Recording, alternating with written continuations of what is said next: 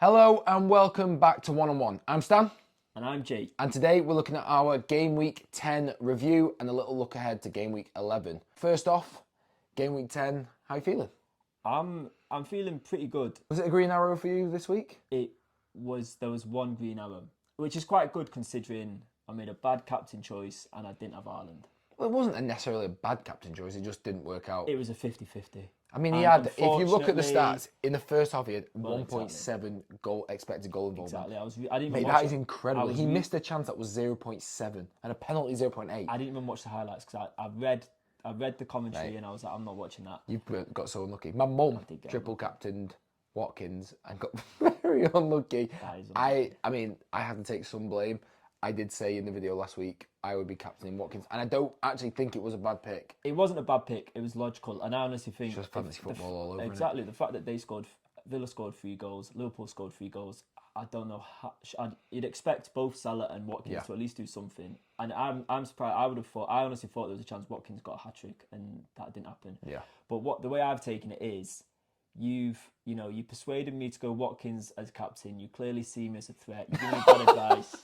That's not the reason. That's fine. That's how you're going to play it, then that's fine. Right, okay, well, let's get into your team first then. How many points? 72 points. That's not bad. Is it bad? Do you know what the average was? I think when I looked yesterday, I think it was 66. Okay, so that's above average. But like I said, no Haaland. Watkins obviously did nothing for me as captain. But I had quite a well-rounded team. I mean, Darwin, inevitable, coming in for me. Diaby coming in for us both. Thank God. We said that last week. Yeah. We said that last week. He has to do something. Yeah, obviously Son. Ward-Prowse didn't again, did he? This is... West Ham, it's a really weird thing. They're so inconsistent at the moment. It really is. And it's this bizarre thing, because before I had him in my team, I was thinking, I want Ward-Prowse. He's going to get an assist every week. He's going to pop up with goals, penalties, corners. And now they've lost Everton. As soon as I'm in my team, I'm like, this guy's... And can we just say, we've lost Everton. Jordan Pickford's kept another clean sheet. He's doing my head in. I had him for about 8 weeks. He did absolutely nothing for me. Couldn't even keep a clean sheet at home to Luton. And now he's getting bonus points and clean sheets everywhere. That's shocking. So it's doing my head in. Son, I mean, the one problem is, I think half the player base has Son now, don't they? He is smashing it. It's the same with most of them. That's why captain picks are important. Really important, yeah. You know, and what happened was inevitable, and taking Haaland out was always going to be a risk. And I said to you, in the derby, I hope he gets a hat-trick. And although obviously I'm happy, and it's not like I didn't celebrate the goals, but then... In the back of your mind, you're thinking, I've not got him. I was just thinking, it just makes it... Imagine if I had him in my fantasy football team as well. I know you would have smashed this week. I would have been buzzing. But can we just say non-Haalanders have done very well the last 2 weeks without him. It's swinging around, sort of balanced it out. But you must be nervous going into Bournemouth next week. I'm dreading it.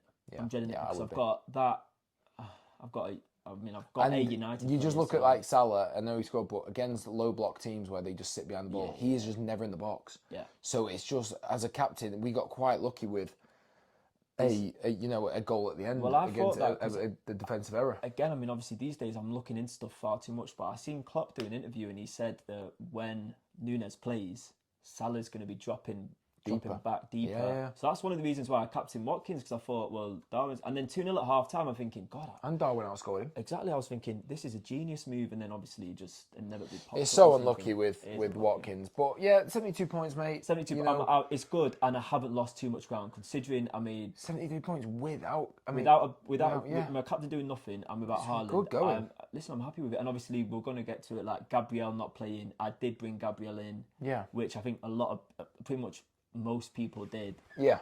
And obviously he didn't play. I got quite fortunate with Anderson, who unfortunately got a yellow card, but he got an assist for that. Cash came off, obviously. Cash came off, and so that was quite fortunate. Yeah. So all in all, I was happy with my team. You just the normal what ifs and buts. And I mean that sums me up. I mean, and to be honest, so going into my team then, 83 points. Big green arrow up to 300-something thousand in the world now. So in the last few weeks, I've gone from 1.8 mil up to. So I am happy. Don't get me wrong, but I sound like to be honest, I'm getting sick of myself. To be honest, like I am actually getting sick of myself because the last 3 weeks, it's actually starting to wind me up how I'm being so indecisive. Because 2 weeks ago, I said I'm going to go Salah captain. Yeah. The whole time I said I'm going Salah captain. Yeah. Bottled it last minute and went Haaland. Yeah. Salah gets 16 points. Haaland, I don't even know if he scored that week. I don't think he scored, and it just absolutely killed me. So there, I missed out on like a 30-point week with Salah, and then I was 50-50 on Haaland and Salah towards the end of last week, and I ended up going Haaland. That's whatever. I thought Haaland would do better, but Salah outscored him. Then this week, all week, we said in the last video, I think Haaland's going to score a hat-trick. I was close. As far as I was aware, past the deadline. All the way up to the deadline, past the deadline. Do you know what it was? I thought you'd captain him. Mate, do you know what it was? So I've got the text message on my phone. 5:28, I put to Jez, who was on the show at the start. Jez is still doing very, very well. He'll be watching this. Congratulations, Jez. But I text Jez, and Jez and I were having the conversation. We were both thinking the same thing. I text Jez saying, I'm going Haaland at 5:28, 6 p.m. deadline. Okay.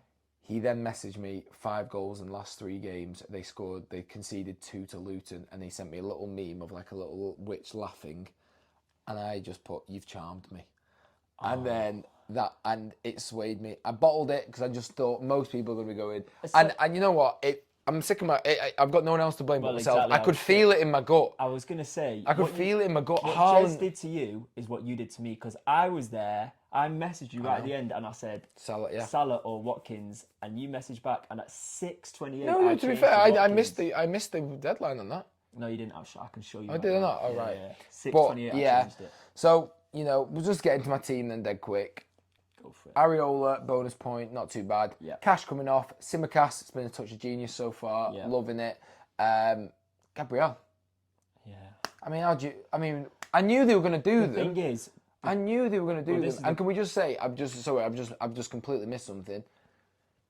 You said Nketiah last week and didn't do it. I know. You literally said it. I was so close because I was going to. This is the thing. So. Going into the thing, I never considered Nketiah. I was going to put Nketiah in for Haaland, and then the whole Udogie thing happened, and I thought, well, at this rate, Anderson's going to have to come in against Spurs. I don't want that, so I'm going to bring Gabriel in. It sort of forced me into doing that and took me away from putting Nketiah in, and I watched it. And that's so unlucky. But Gabriel, how are you supposed to predict that? He's honestly, he never really puts a foot wrong for Arsenal, and he dropped him again. The only thing I can think of is that it strikes me something Pep would do. As in, like, playing against the lesser team, swapping around. And obviously, Arteta wants to be Pep. Yeah. So Arteta's going to do the same. It's so annoying. In hindsight. So 0 for him. Then Kabore comes in because they conceded 0. Saka got a very fortunate assist for me. Maddison gets quite a fortunate assist. Son goal and assist. Salah captain. Can't complain. Diaby, very, very pleased with him. Haaland, and then Alvarez does, nothing. Yeah. So... I can't really complain. 83 points. I'm moving back up in the world. If I just captained Haaland, it would have been an 8-point difference. I've had 8 more points. It's not the end of the world. It's annoying. Not the end of the world though. So no, we're keeping the momentum going. Since we wildcarded, we've both been on an upward trajectory. So I am quite pleased with that. Right, so now that's game week 10 out of the way. Let's have a quick look towards game week 11. Is there anyone that you've got your eye on, or you're thinking possibly transfer, or maybe just think could be a little good player this week? 2 players. I haven't done all my research, but there's 2 players that are in my team that I'm no longer wanting my team. Ward-Prowse. Yep, fair. And my initial thoughts is I'm looking at thinking maybe like a Matoma, someone around the similar sort of price range. Brighton a bit underwhelming at the moment, weren't they? Yeah, they are, but they're going into a good run. Yeah. And I've not had Matoma at all, and I want him at some point. But stop getting in my head. No, okay, I like the look of Ferguson. I said that last week. I like Ferguson. He scored. Yeah. Go on. And then the other one is obviously Haaland. I don't know what I was thinking. It wasn't. Do you know, as an individual, he actually doesn't look bad. It's just United are so bad. It's not even that they lose; it's how they lose. They can't string like 3 passes together. It's actually embarrassing. You said I didn't, but they're so bad. I like Haaland as a player. I think he looks good as well. He looks promising, and there's I've no doubt that if he was to come into a City team or a Spurs team at the moment, the way he'd smash it. Goals. Already. He'd have smashed it for Spurs. Exactly. I actually think he's got such raw talent, and it's just the United, one, it's a bit of a gift of a first penalty, in my opinion. It's quite soft. If you're going to give that, you've got to give about 10 a game. The second goal for Haaland, I'm sorry to just go back on the derby, but... Let's do it. I wanted Alvarez to score, but why... That second goal was the recreation of the first goal. If not easier. I don't get what was happening. And then it's just embarrassing. They literally, that second goal that happened just before half-time, they didn't go into half time being like, oh, well, we we need to got address away with that. Yeah. They thought, oh, 3 minutes later. And I mean, I'm going Yeah. back to it. I said it a couple of weeks ago. I'm at the point now, either Ten Hag is not a very good manager or he wants out because he's making decisions. Mate, taking Amrabat off and that, it's just He just ridiculous. thought, oh, do you know what? We're playing Mason the Mount. Champions League winners, we're playing the Premier League winners, we're playing probably Take the a best whole team in the world. We're 1-0 down. We did all right first half. We were in the game. We had a couple of chances. Yeah, I and didn't get it. Gave a I penalty didn't away. get it. Let's just go all out attack, and then you can That see does straight make away. me. Actually, though, they have a really good run coming up. United. Would you even consider keeping Haaland? Because a lot of people will. A lot of people will have him, and it's one of those where you go, the fixtures are so good. Surely they've got to score. Like Luton coming up. I'm in the same place. It's one of those things when you bought someone in, you've given them a chance. You want it to pay off, and if you take them out, if I take him out this week, he's got Luton at home the game after. I know that it could easily click that game. Although the way United, you're always waiting for it, aren't you? Sheffield, you're waiting for it. My thought process at the moment is just getting rid of. I want Ward-Prowse out more than I want Haaland out. So who would you award Prowse to? I need to. I think I've got 0.8 mil in the bank. Do you know who I'd be considering if? Go on. Because this is what I was thinking. Okay. Because I actually don't know if I'll make a transfer this week. Right. That's the problem. Like I'm in a little bit of a weird. The midfield's so good. How many transfers have you got? I've got one this week. I love you. Right, yeah, okay. so I've not got anything really crazy. Like I was considering Brighton players because the run's so good, but I'm not like the person that I was considering. But now he's just scored 11, so you're thinking, why would I take him out? Was Diaby out? Because otherwise, who'd you take out? Salah, Madison, Son, Saka. Who'd you take out? Alvarez got Bournemouth. So I'm just thinking of rolling. But who I would really be considering now that Neto, because people that have Neto has smashed it. Yeah. Hwang Hee-chan.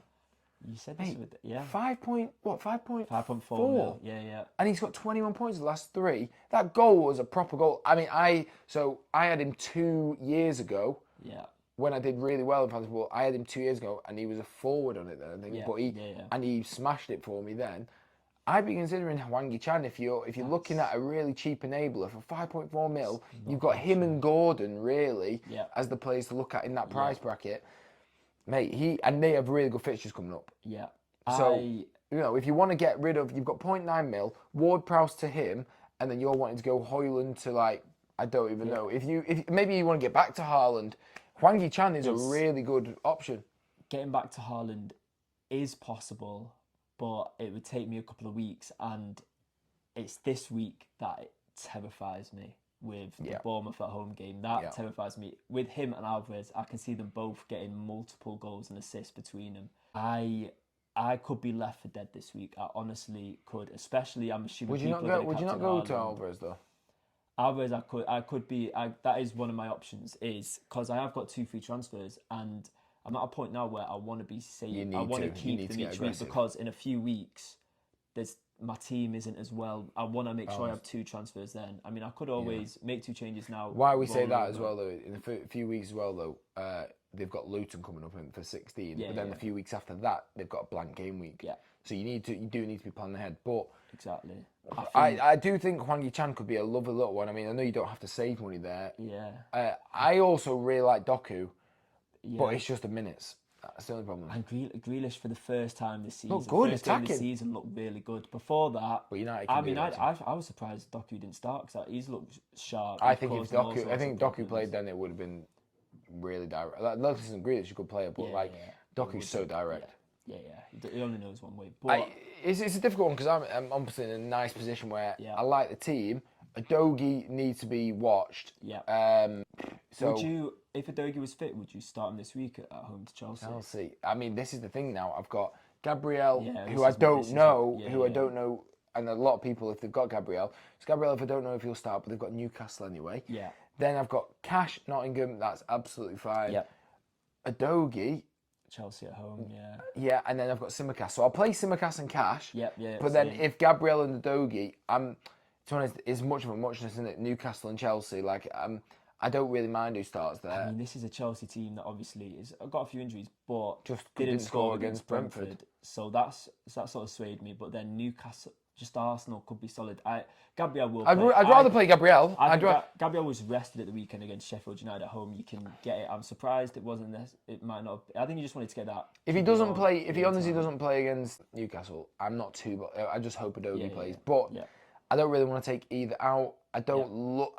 Udogie's becoming a bit of a burden now, though, in terms of he's not really getting the points. He's not as attacking anymore. He's not as attacking, and he's not really getting the points. Like and I know he got unlucky getting taken off 55th minute, but you look at the points compared to like Porro now. Yeah.